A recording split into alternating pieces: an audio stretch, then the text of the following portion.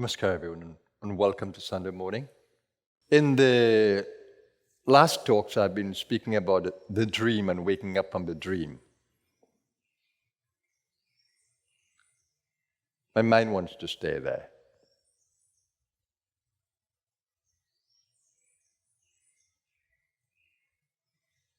So today's talk will be focused on Māyā's dream.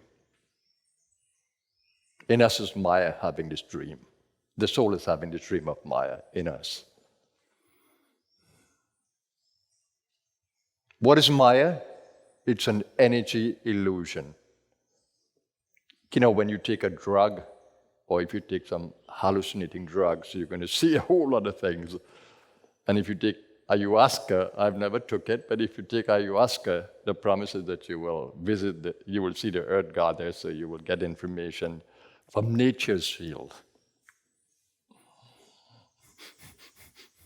So you see how these hallucinating drugs can change the way you see things. And forcibly so. You're wrapped into this thing. And those of you who must have experienced drugs, I haven't. Only the medicinal ones. Not the hallucinating ones.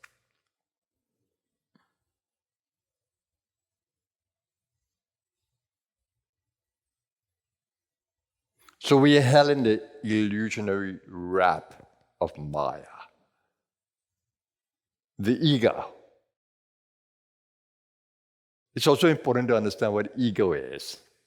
It is that sense of self that we have. Ego.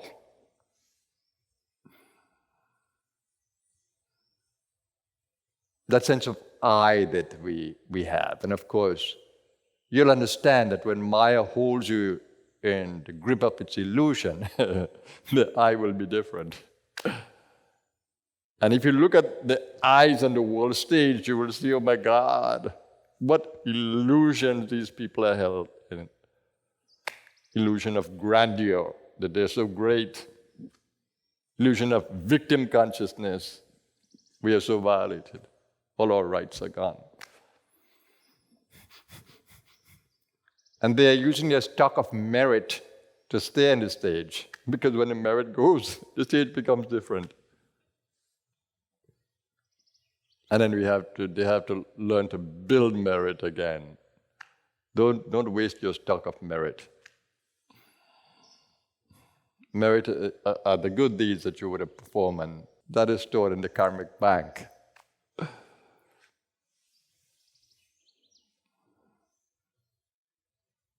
So if your life is going perfectly well, doesn't matter how you're thinking, you know that you're operating in merit.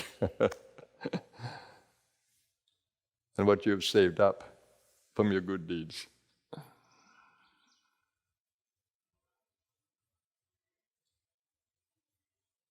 So Māyā moves from this wrap, this hallucination, this imagination, this compromised way of seeing. And I say compromise because it's not the way of seeing. The seeing can change, the seer can change, the ego can change. The ego can move from tamas right up to sattva.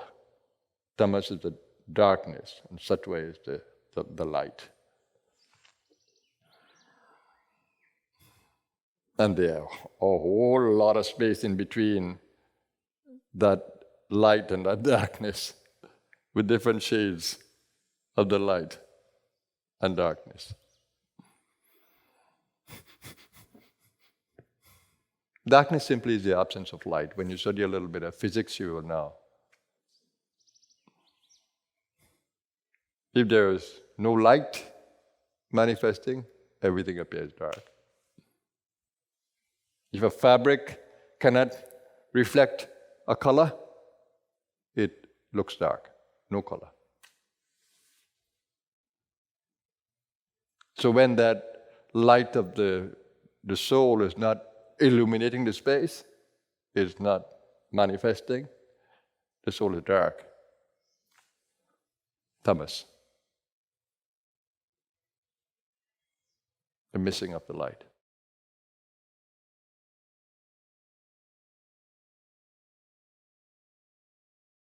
So we need to be able to ultimately observe this I. But before that, it's important to look at the illusion around you. Oh my God. When I was 20 years old, I was hit by this reality. Before that, I was playing in the illusion happily.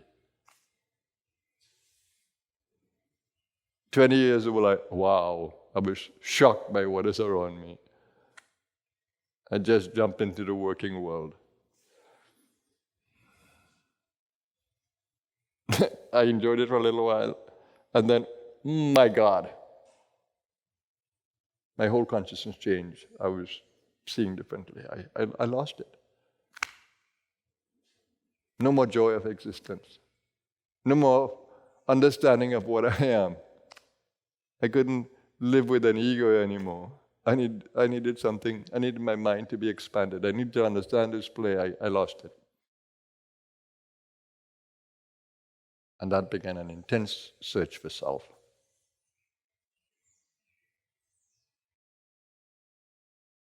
So we need to have this degree of self-observation that we can actually see the futility of following worldly dreams unless the goal is to expand the consciousness. After I woke up from the dream, I stayed for a while in this state, trying to figure out what to do. I had a directive from the universe, which is that you're going to be a teacher, a guide. I didn't know how to do it, so she didn't give me the wherewithal to do it. And when I look back now in hindsight, it wasn't the karmic time. That's why I so believe in karmic timing. It wasn't the time, because I had no creativity in me.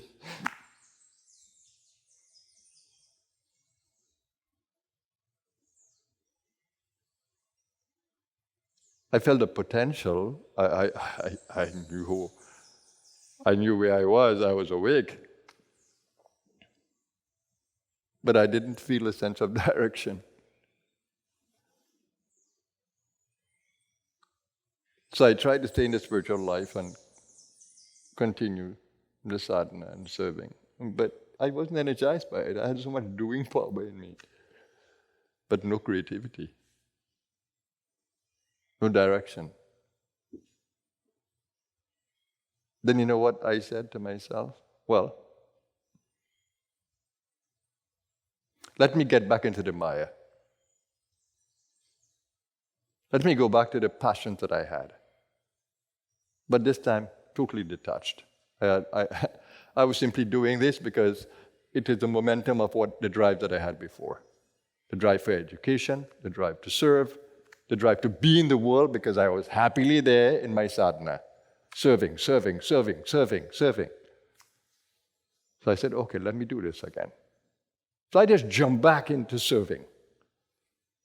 Okay, I don't want to be a beggar. I'm not going to wait on anybody to give me a handout. No, I'm going to work. I could do anything. Didn't matter where I was placed. Total humility to life.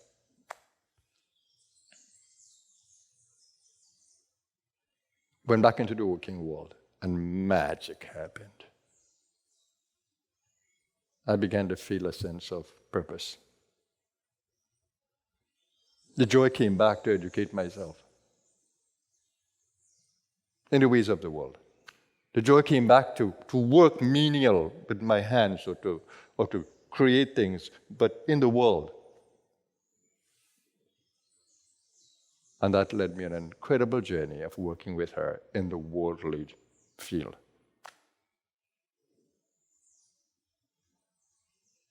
And that continued until I was 39. And then again, I lost it for the world. I wasn't interested. All the things that I wanted to do, equip myself with the ways of the world, and I did. And I felt no more passion for it. I didn't want to work in unionized environment. I didn't want to take advantage of people. All the time I was trying to serve, but when I saw the powers that be, that's not where I want to be. Making profit, manipulating people. No, that's not where I want to be. And the zeal came back to do exactly what I'm doing here. I felt more empowered with the ways of the world, the skills of the world. And that's when I started the official Blue Star. But for a couple of years before that, I was already creating the Blue Star. I worked in the world, used the funds, and I started to create a little ashram. I was ready. And the Blue Star flourished, and my creativity for these things returned.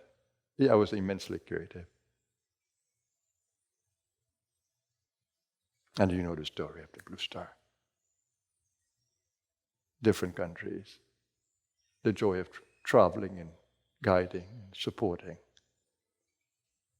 That's how all of you would have met me.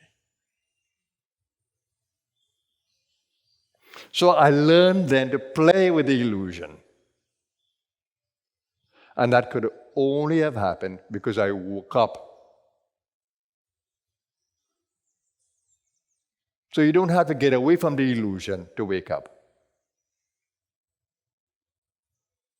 You simply need to understand the illusion and detach from it while still in it. I didn't decide to become a hermit and to run away. Even my year of searching, 20 to 21, intense searching, I stayed in the workplace. But I took a humanitarian job instead of the industry, petroleum industry here in Trinidad. I went to humanitarian. I went into teaching.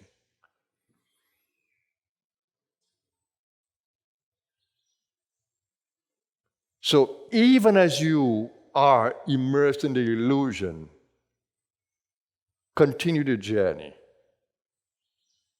Continue the journey of searching for self. Searching to wake up to what you really are. But a deep understanding has to come to you about the nature of life, the futility of the things that you might be working for with your efforts, your energies. Where is it devoted? If it's devoted in the world, it has to be to elevate your consciousness. Not to give your ego more power. It is to understand how the ego works in the workplace. It is to explore transforming the ego in the active life. So the real search for self has to be in observance of ego. Are you observing ego? And then how do you feel? Do you feel the power to transform the ego, or do you feel helpless to deal with the ego even though you see it?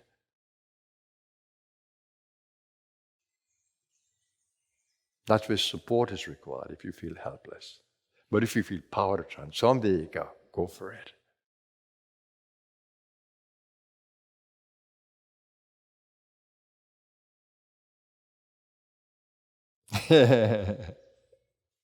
And you see the shades of the ego. Someone applauds you, how do you feel? Do you feel elated and excited?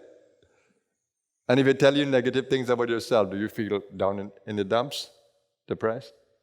How do you feel when someone praises you and when someone blames you? Both are going to happen in the world. Not everybody's going to like what you say and do. Some would. Others won't. How do you feel? Can you be detached from praise and blame? That's when you learn to manage ego. How do you feel when you acquire something? You get some more money, you get some more praise, some more recognition. How do you feel?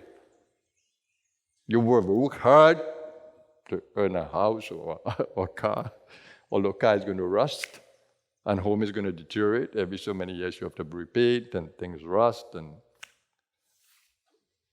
How do you feel? How do you feel when you have a lot of money in the bank and when you have just enough or little? How do you feel?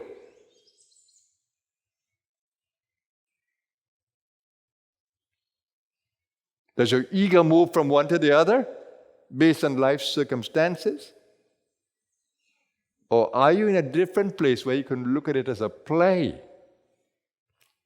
And if you learn the rules of the play, you will always have. It might be just enough, but you will always have. And if perchance you have the spirit of charity, then you might have a lot. Because you don't care. You want to distribute it to those who need it. That's how I am. It comes to the organization, it comes to me, and where do you think it goes? I can't hold on to that for myself. Am I stupid? No, the spirit of charity drives me. How can I make lives around me better? How can I grow these centers of light? I own nothing. I'm simply the guardian. I just share. I've learned the secret of life. You keep your hands open. Everything comes in and everything goes out. The hands remain open. It holds on to nothing. Because to hold on is to be dragged.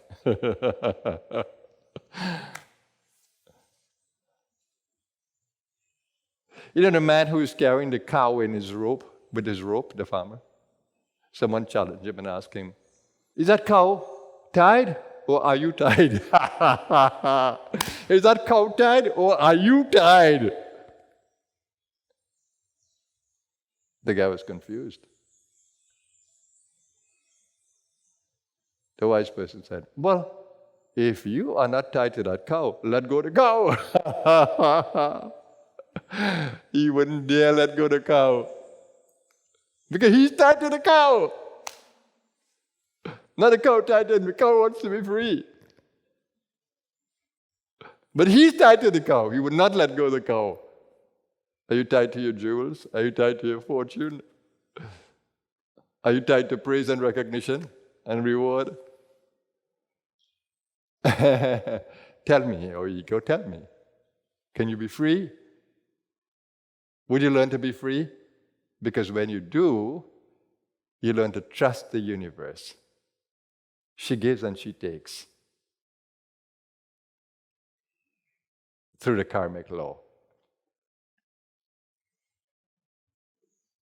She gives and she takes. And when you become a perfect instrument of the divine, you don't hold on to anything.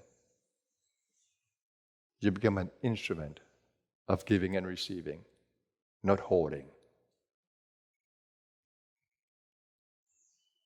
Hoarding is a karmic sin. Attachment is a karmic sin. Let go, be wise, O seeker. Let go of the ego. Be free of the ego while still in the Māyā. While still in the illusion, let go of the ego and be free. That is the real freedom. Live in freedom. Live in the Māyā, but not be caught by it. We are all in the Māyā. We are all in the Māyā. We are all in the illusion of the senses. Don't be caught in the idea that you're greater than another or you're lesser than another. We are all equal in the play. Wake up from Māyā's dream. So waking up requires a sadhana of waking up. It requires listening to the voice of the one who is beyond Māyā. The voice that is calling in the wilderness. That voice will always be there. Life always puts that voice there, even in the darkest hours. Christ came in the darkest time with that voice. Buddha as well came in the darkest time with that voice. That voice isn't necessary in the yugas of light, but most necessary in the yuga of darkness. yugas of darkness. Kali Yuga, Dwapara Yuga.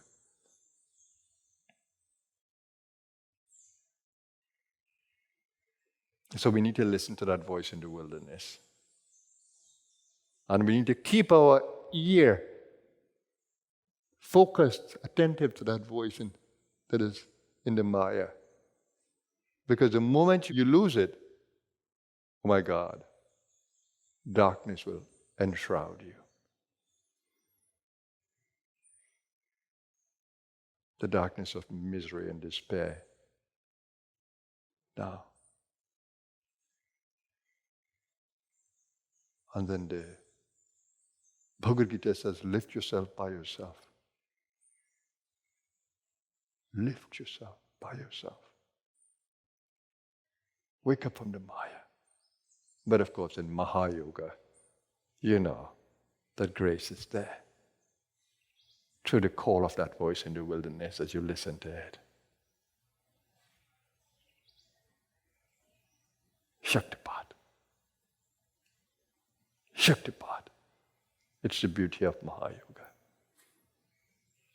That we can listen to that voice in the wilderness, attune our ear to it, and be pulled out, be lifted, be guided.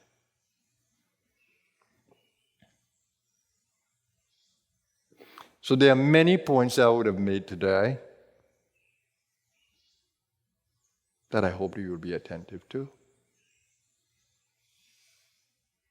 Listen to the voice in the wilderness. Listen to the call.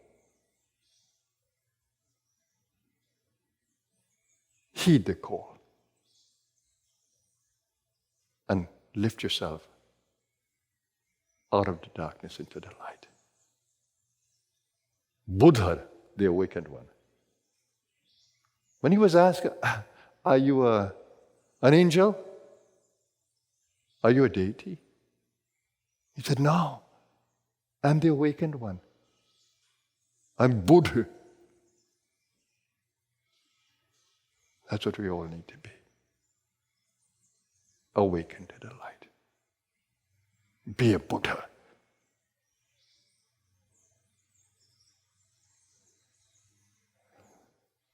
With that, I wish you a wonderful Sunday. Sunday is part of the illusion. Every moment can be a Sunday. It is part of the timeline of the illusion, the elusive timeline of Māyā, the sun. Light and darkness, night and day. We measure the hours. We set a timing. This is how much 1 second is. And we measure the time the light is there and the time the darkness is there. And we create a clock.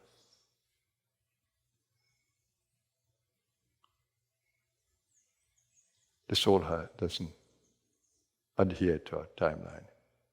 The Māyā has it, the illusion has it. The soul is ever existing, eternal,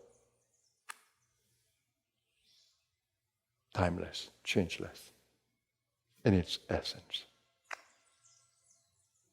Have a marvelous Sunday. Heed the call in the wild, in the darkness. Heed the call. Have a blessed day, everyone. Namaskar.